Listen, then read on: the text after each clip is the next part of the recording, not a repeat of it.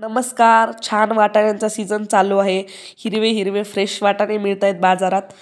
तर मी विचार केला आज तुमच्यासोबत मटर पनीरची भुर्जी कशी बनवायची ही रेसिपी शेअर करूयात. तर आपण इकडे मटर पनीर बनवतोय. सर्वात अगोदर एका पॅनमध्ये मी तेल गरम करून घेतले. त्याच्यात एक बारीक कापलेला कांदा घातला आहे. त्यानंतर कांदा छान परतल्यानंतर शिमला मिरची घालायची आहे अर्धी वाटी, ती पण छान परतून घ्यायची आहे. त्यानंतर वाटाणा घालायचा आहे, तो पण छान परतून घ्यायचा आहे. वाटाणा मी इकडे बॉईल करून वापरला आहे. आणि टोमॅटो टोमॅटो तुम्हाला जेवढा आंबट वगैरे पाहिजे चव यानुसार तुम्ही कमी जास्त करू शकता. मी एक मीडियम साईजचा टोमॅटो घातला आहे. सोबतच पनीर मसाला, थोडीशी हळद पावडर, थोडीशी धनेपूड, थोडीशी लाल मिरची. मसाले तुमच्या चॉईसनुसार घाला. ज्या ब्रँडचे आवडतात त्या ब्रँडचे घाला. पण अशी फ्रेश मटारची ही जी पनीरची भुर्जी आहे खूपच सुंदर लागते ही खायला. आणि अगदी पटकन 15 मिनिटात तयार होते. सोबतच प्रोटीन रिच रेसिपी आहे. भरपूर भाज्या वगैरे घातलेल्या आहेत आपण याच्यात. आता याच्यात घालते मी चवीनुसार मीठ. पुन्हा एकदा परतून घ्यायचे. लो टू मीडियम हीटवरच करायची ही प्रोसेस, जेणेकरून आपले जे भाजीत घातलेले मसाले आहेत ते करपणार नाहीत. आता या भाज्या छान शिजल्यात. याला मस्त असं मॅश करून घ्यायचे. मॅश केल्यानंतर काय होतं ना, आता स्पेशली माझ्या घरातली गंमत सांगते.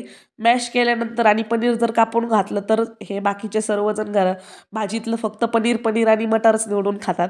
पण मॅश करून घेतलं तर सगळं एकजीव होतं. भाजीला चव पण छान येते. आता आपल्याला भाजी जी आहे मटर पनीरची ती फार मोकळी फडफडीत नाही करायची आहे.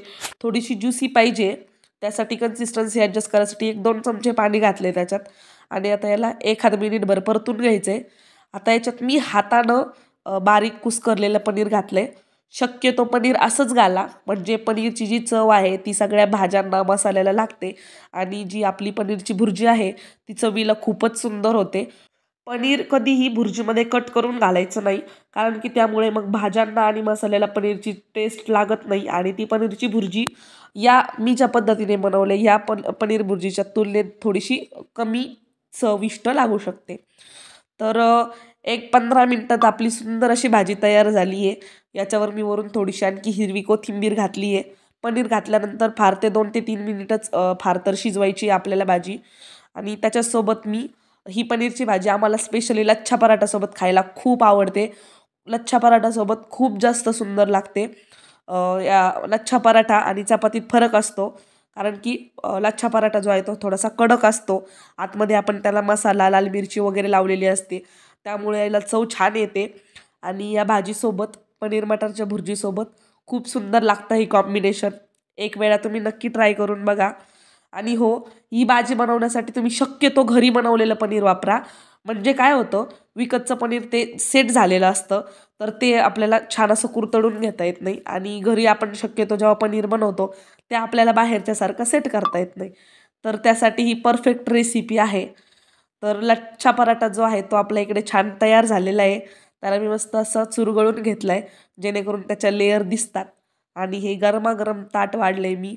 एक लच्छा पराठा, छानपैकी चमचमीत बनवलेली पनीरची भुर्जी आणि त्यासोबतच थोडंसं फ्रेश कट केलेलं गाजर. सध्या सिजनेबल भाज्या आहेत, सगळ्या मिळतात, त्यामुळे छान कॉम्बिनेशन होतं हे. आणि हेल्दी पण आहे. एक वेळा नक्की बनवून बघा. व्हिडिओ आवडला असेल तर लाईक करा. धन्यवाद.